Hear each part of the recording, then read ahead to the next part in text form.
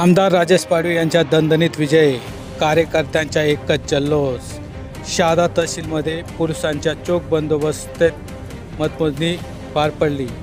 राजेश पाडवी यांना एकूण 1,44,778 मत मिळाले, तर काँग्रेसचे उमेदवार राजेंद्र कुमार गावित यांना एकूण 92,235 एवढे मत मिळाले असता भाजपाचे आमदार राजेश पाडवी यांच्या 52,743 मताने विजय झाले।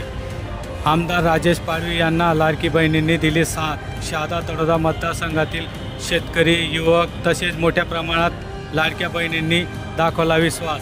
शहादा तळोदा मतदारसंघातून प्रत्येक समाजाने मतदानाच्या माध्यमातून आमदार राजेश पाडवी यांना भरभरून मतदान करून निवडून दिले।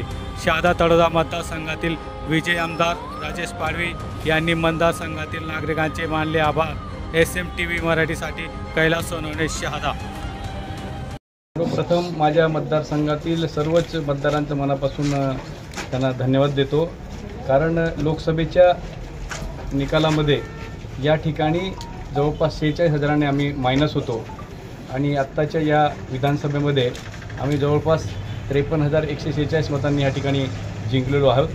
म्हणून पुन्हा एकदा जनतेचा खूप मनापासून आभार व्यक्त करतो। त्यात भारतीय जनता पक्षाचे सर्वच कार्यकर्ते, पदाधिकारी आणि या परिसराचे भाग्यविधाते आदरणीय बापूसाहेब मकरंदभाई असतील, आमचे महामंत्रीच्या मार्गदर्शनाखाली, जिल्हाध्यक्षांच्या मार्गदर्शनाखाली सर्वच कार्यकर्त्यांनी, पदाधिकाऱ्यांनी मन लावून या ठिकाणी काम करून अतिशय मेहनत घेऊन एवढे मताधिक्य या ठिकाणी मिळवून दिलेले, त्याचे सर्वांच्या मनापासून या ठिकाणी आभार व्यक्त करतो।